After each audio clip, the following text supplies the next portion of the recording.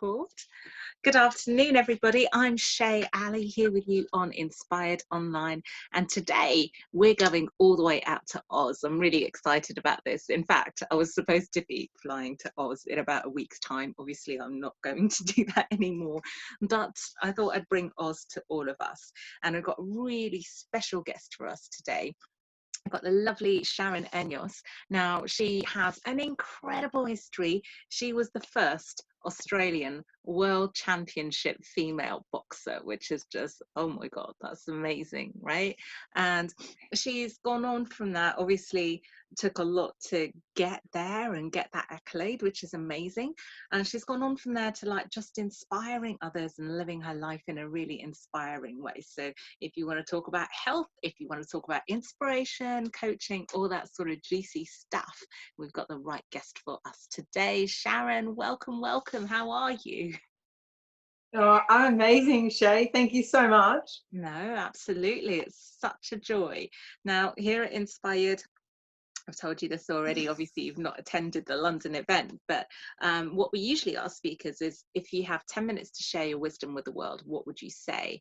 And in this format, I'll ask you, if you had to share your wisdom with the world in a nutshell, what would that be?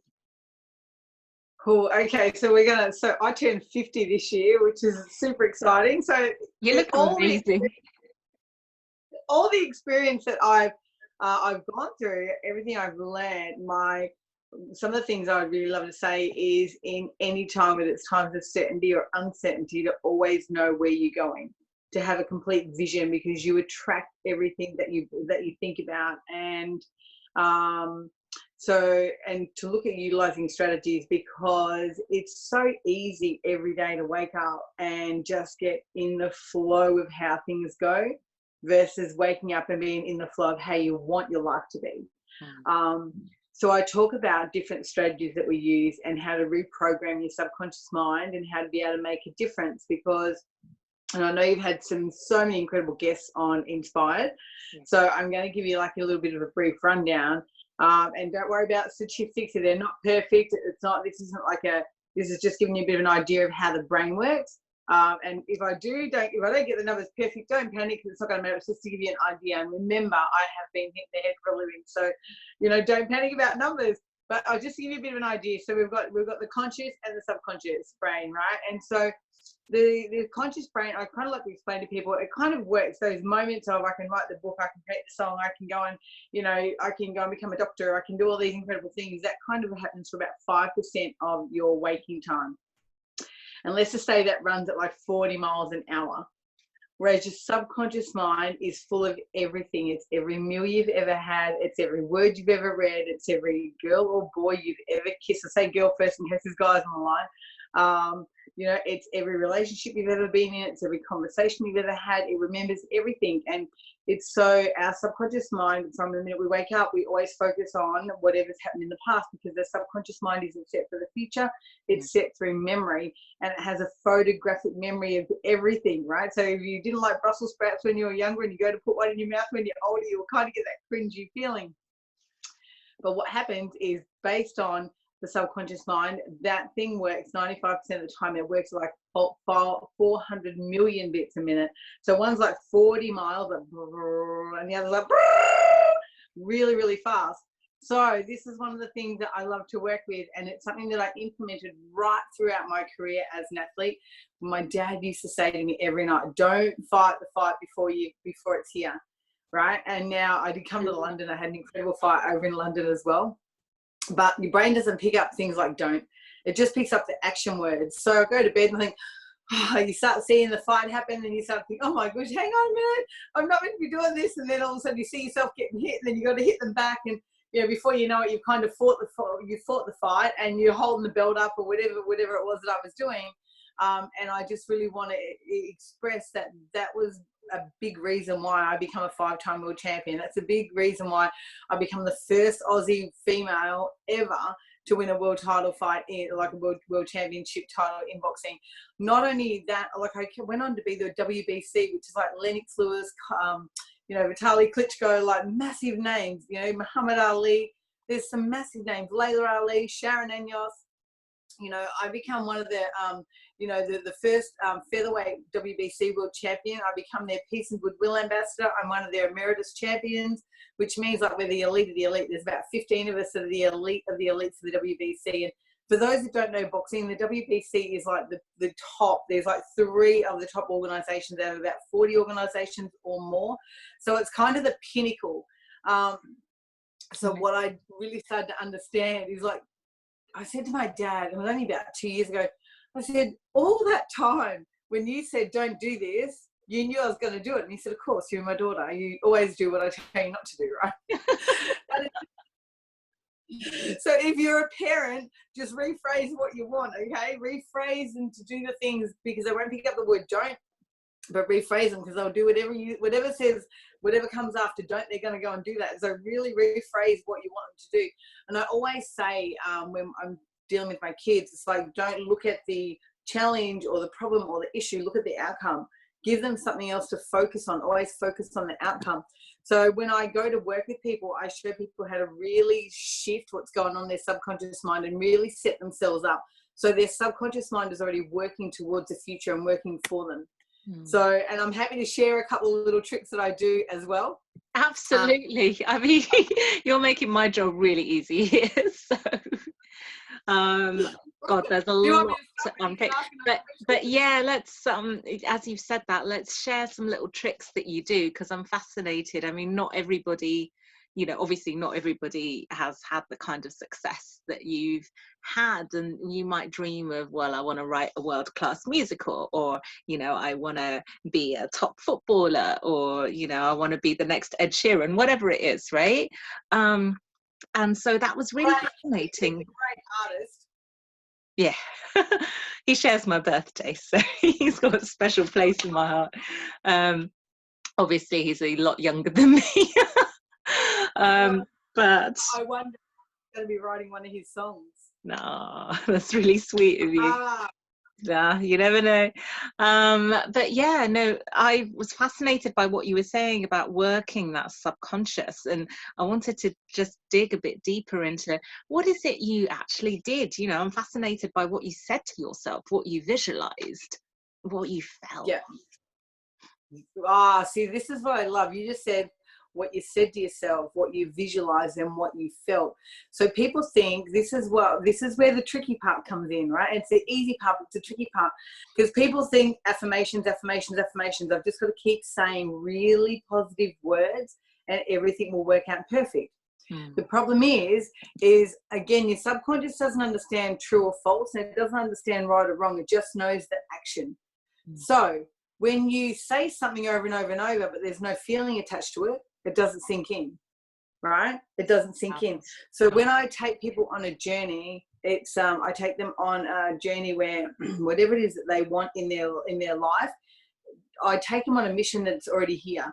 What do they smell? So if it's what do they smell? Great one to start off with, Sharon. No, I love it. I mean, I wouldn't even thought of that. It's like, you know, if there's someone you want to meet, what scent are they wearing? You know, they might wear something that, it's funny how that stays with you, you know.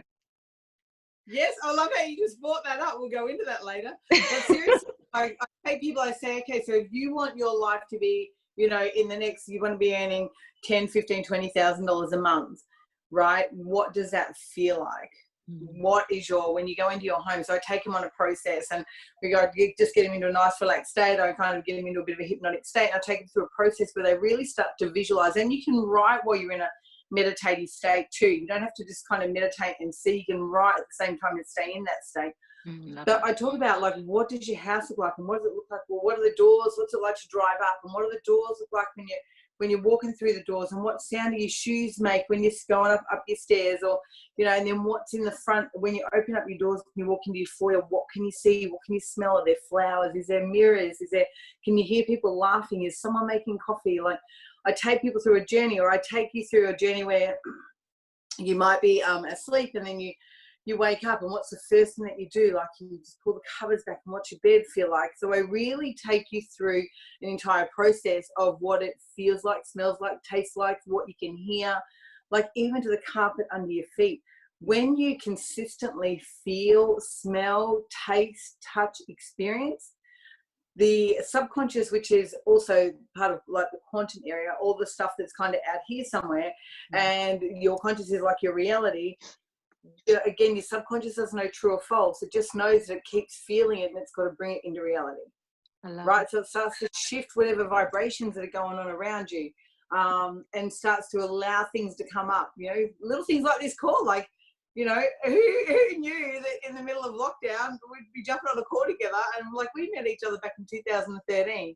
Do you know what I mean? We've kind of followed each other on social media. I think you're amazing. You're doing incredible things, and you really highlight so many talented people and really give back into the community, which is just so beautiful. Okay. So it's like you just never know when you put that information out there. It's incredible what comes back. So I'm going to share a story with you. Please. Before I become the best in the world, there's always a challenge, right? There's always a journey. There's always a road you have to take. There's always steps. Now, I remember I had to, for about a couple of months before I was getting into the ring, I remember that I kept having to go to these meetings, and these meetings were all about, you know, why should we let women box, and why should you be able to get in the ring, and what happens, what's going to happen if this happens. It was like, you know, and they were all kind of older gentlemen that were in the boxing industry. They used to be fighters, and now they run the boxing federations. And anyway, it was really interesting. Like I remember ballroom.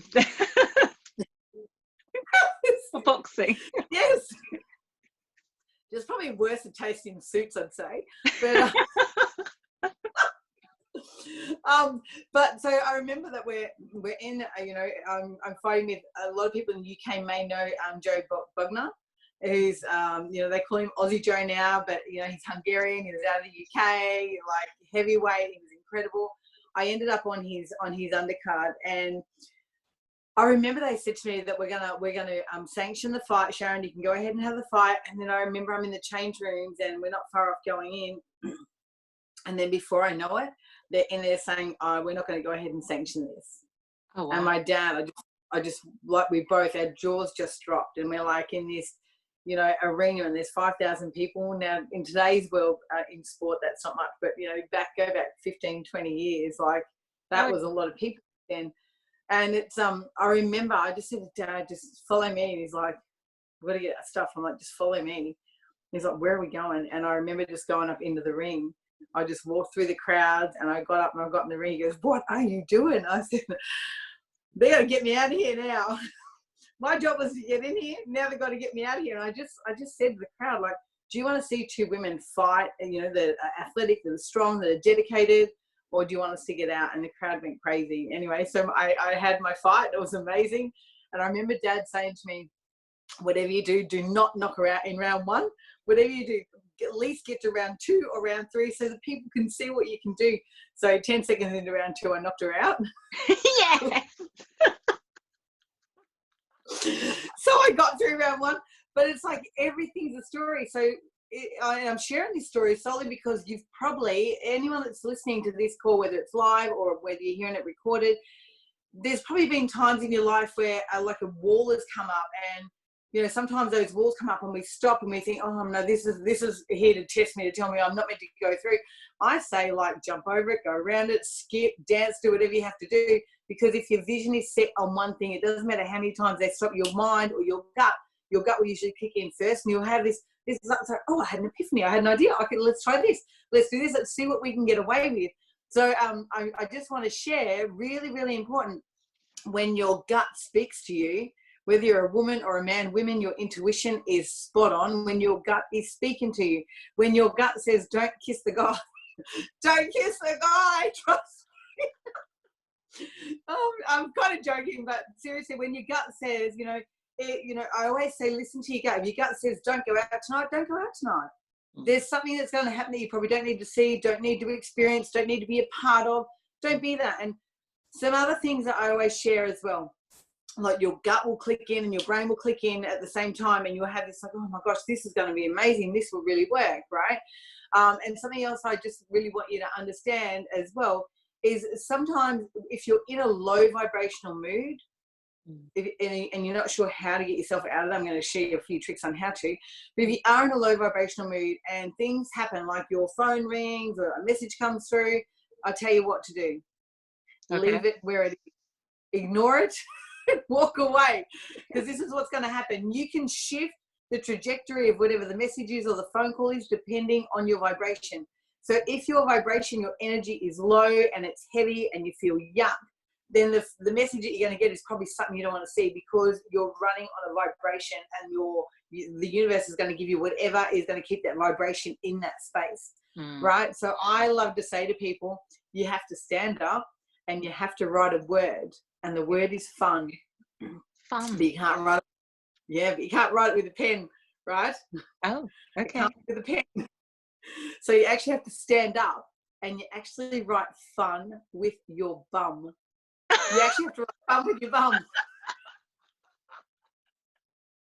And do you want to do it with me? Not right now.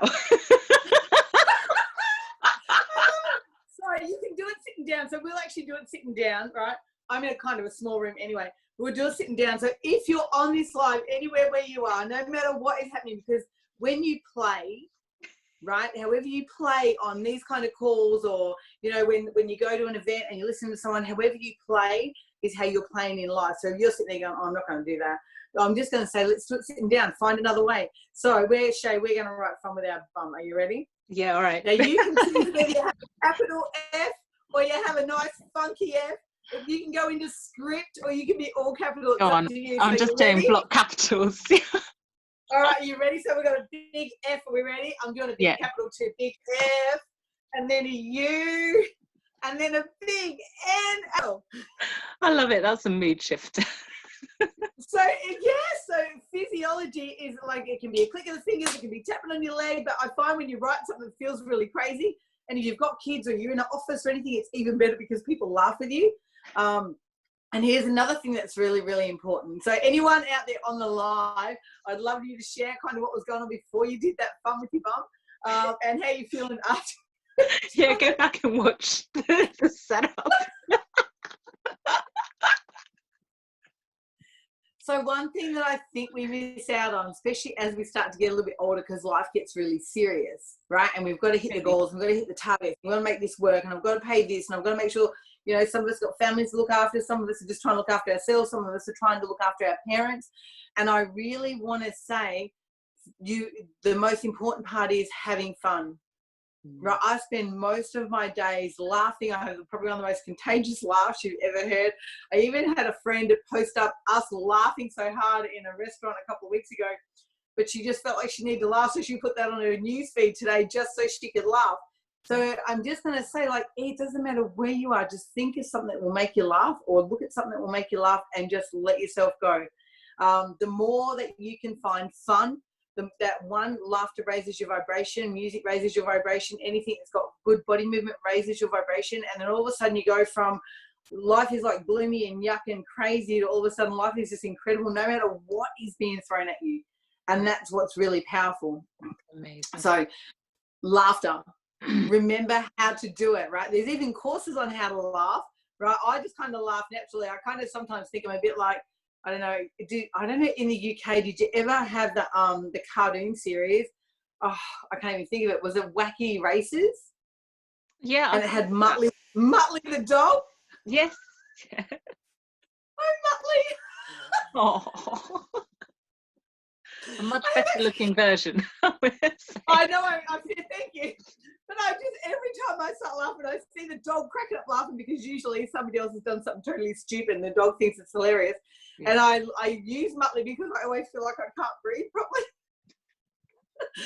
So find anything that is a trigger that can just get you into laughing, or play chasey with your kids, or have a tickle competition with someone, do something crazy. Sometimes we forget about the inner child and the fun and the laughter that we want to have. We get all this whole serious head on about life's got to be this way, I've got to get this done, this has to be done by 10 o'clock, you know, I've got to have this paid, and all this stuff happens. And, you know, even if you're in a relationship, right? Now, if you're in a relationship, so many people that I see in relationships, and I'm not in one, only because I choose not to be, but so many people that I see in relationships, they talk about how they love their partner, but then you watch them spend 5 or 10 minutes together, right?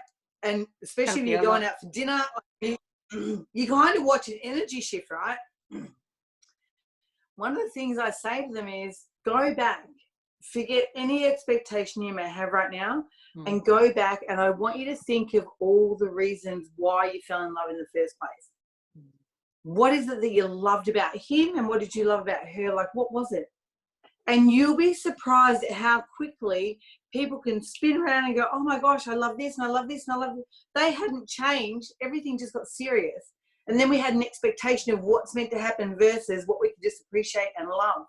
So it's a really powerful thing. So if you're in a relationship, right, even relationships with your kids or your parents, go back and find all the things you loved about them. Instead of focusing on the stuff that you don't love, focus on the things that you do, because that's what will come up. That's a nice thing for people to do tonight if you're locked up with someone.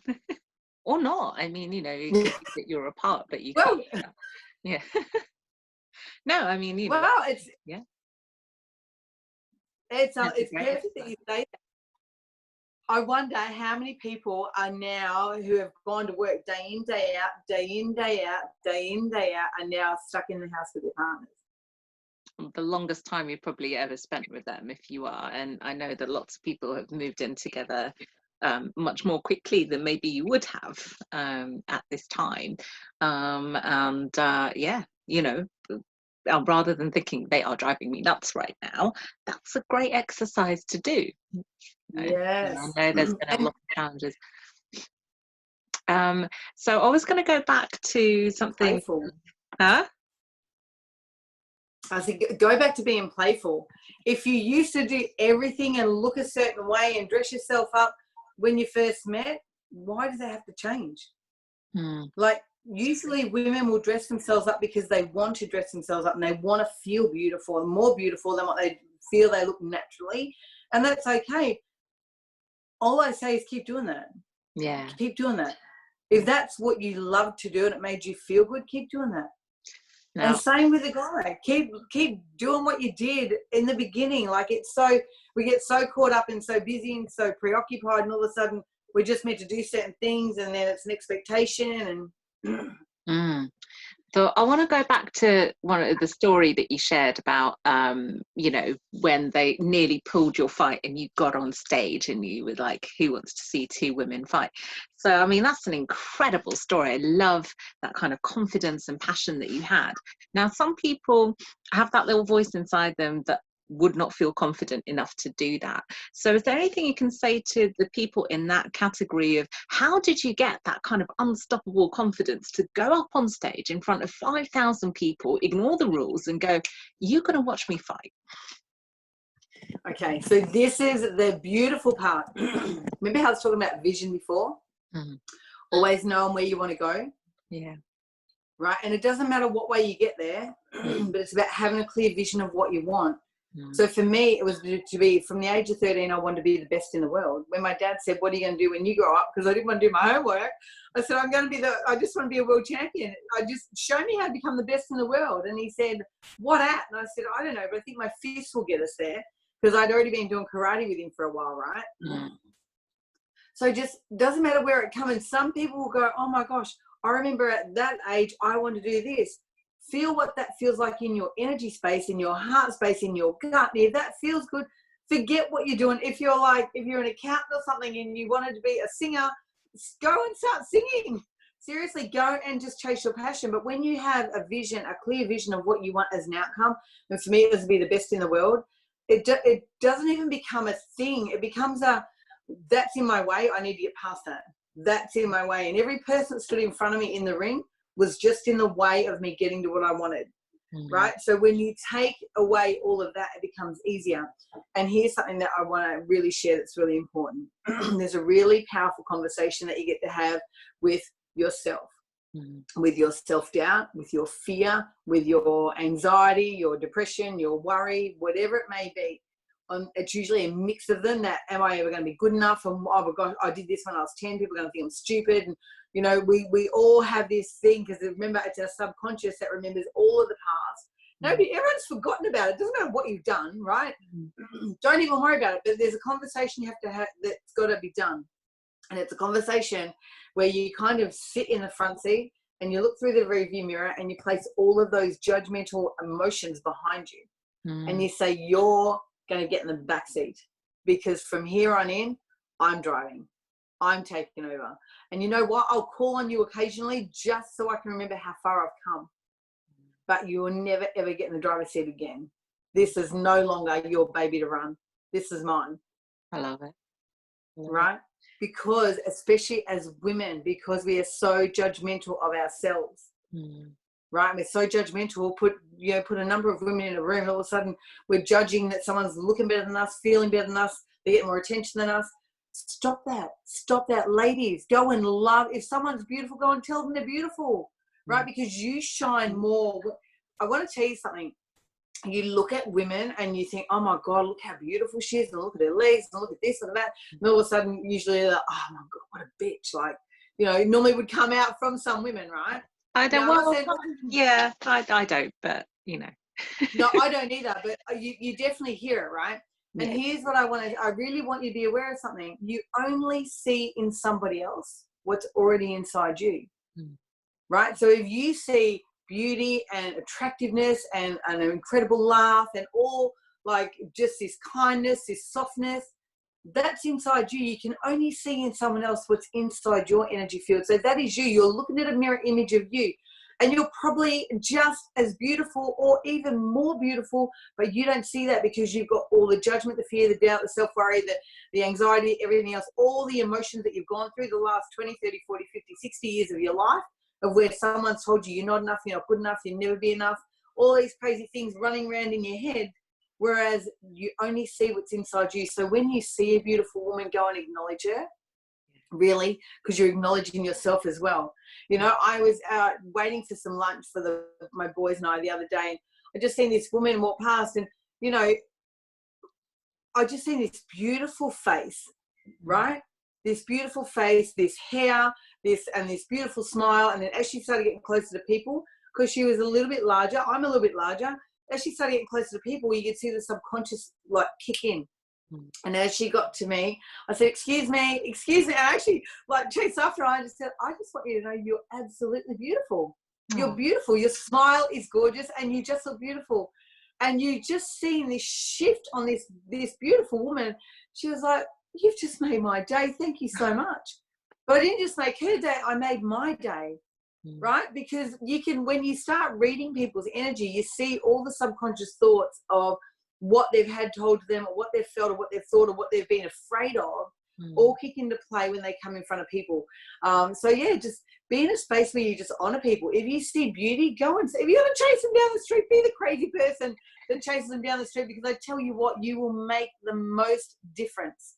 When you can honestly go and appreciate people for who they are, it is going to completely transform your life. And remember when I was talking about vibration before, if you run on a vibration when you're looking for beautiful things or incredible things or something that just stands out, guess what? You're going to find it every time. And when you say it, that connects into your vibration, right? And so it lifts you higher and higher and higher. I love it. All right. And I've never seen anyone on a high vibration have a really crappy day and not be able to bounce back from it. Even on a high vibration, something may still go wrong. Or a challenge may come up, but you handle it in a different space.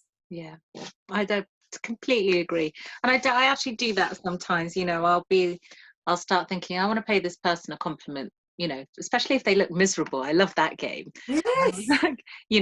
What can I say that will make them feel something good, and then sometimes you play that game and that can be awesome. I've got another question. We're kind of at time, but I do want to ask you this question, which is... Hi, everyone. I know. No, I'm going to ask you anyway. So if your vision involves another person, so for you, it was winning these fights, for example, or it could be that you want to manifest a child into your life or something like that. How does that, how does your subconscious impact like that other person? Because obviously someone's then lost the fight or, Okay, so here's a couple of really powerful things. If you can kind of manifest anything you want, if you want, right? But here's what I say. If whatever you're manifesting is something good and something that's going to honor and be good for the other person as well, you can definitely manifest that. And maybe if it's about children or whatever it may be, or getting married or whatever it may be, maybe it's not that person. If they're not on the same vibrational level, maybe it's not that person. Mm. So here's some things that I'm going to leave you with a couple of things that's going to be really, really powerful. Mm. Go and write out what life is like 5 years from now, as if it's happened today. If the baby's been born, or the house has been bought, or the love of your life has asked you to marry them, or whatever it may be. And women, we're in a different world. Seriously, if you love someone, go and ask him. Don't even worry about it. Don't wait for February. Like, seriously. You know, be creative. We're in a space of fun. Like, have fun. But here's what's really important. Go and really be specific about what you want and write it down like a story so you can read it and feel it. And here's something that I always get people to do, always, for 30, 60, 90. I've got one woman that I think she's at about 170 days. Every day she does this every day, and it's best to do it before you go to sleep, right? And it's with your opposite hand. So your bum's out of action. You're not using your bum for this one, but you're going to, if you're right-handed, you pick up a pen in your left hand. Right, repetition is key to reprogramming. Right now, I know that because I learned a lot of stuff through Bob Proctor, and he's incredible. And he's somebody that didn't go and learn all this stuff himself. He learned what other people were really good at, and he shared that. Right, so go and pick 3 things that are really going to stand out to you. Whether it's love, whether it's abundance. If you want to be loved by someone, you need to be loved. You need to be whatever it is that you want. Right, so pick 3 things that are, so maybe it's vitality, maybe you just want to be fit and healthy and look and feel amazing, and be able to run rings around your children or your partner, or play tiggy on the beach with your partner, who knows. But go on, I am love, I am abundant, I am wealthy, whatever it may be for you. Abundance, I kind of love that word. I'm transformational, I am inspiration, I am power, I am money, I am awareness, I am creativity, I am, when I talk about money, we think money is a different energy to what we are. Money's energy. When you stress about it, it doesn't want to come near you. Just be in the space of love. I am money, it flows to me. So when you write these things down in your left hand, now you can choose 10, 20 or 30 times a day, right? Pick 3 to 5 things. And look, I'm happy to put in the comments some of the stuff that I write, even in my left-handed writing. It looks crazy, but here's what I want you to know. You can stop after a day or 2 and just let it fall by the wayside, like you possibly let other things fall by the wayside, or you can just stick to your guns and keep going, because what's going to happen is you're going to have some really big paradigm shifts. Your subconscious, because especially when you're writing it before you go to sleep, right, your subconscious is going to start to really go to sleep on that and marinate in all of that incredible stuff. Right, that power of awareness, that vision of before you go to sleep, like drifting off as if it's already here. And like why your non-writing hand? Tell us why you do your non-dominant hand for that. Because you don't think when you're on your normal hand. Because if I say go and write out, I'm abundant, I am love, I am I'm inspiration, I'm awareness, I'm creativity in your right hand, and write out 30 times, you have it done in like 5 minutes. Right. You have to go to an opposite hand, so you have to stop, you have to think about every single letter, so it's jamming itself into the paradigm that you've already got of, hey, you're not successful, you're not abundant, you're not love, you can't, like, it's going against, it's everything that's kind of stuck in there, it's taking that away. Because by the time you get through it all, even if you start on 10, right, just start on doing it 10 times, every single word, right, but by the time you get through it all, you're like, oh my gosh, not only can I write my left hand, my hand's a bit sore. God, that took me like 40 minutes. I can't believe that. Do you know what I mean? I've got people, like athletes that are at a really high level that write like, a solid paragraph left-handed, and it's like 45 minutes to 50 minutes. Do you know what I mean? And the time can drop down, but it's about being consistent every single day. Yeah. So the words that you say, what you write, the laughter, that vision, like reading over it, see what it is and read over it, and just feel that in your space, like in the morning and again at night.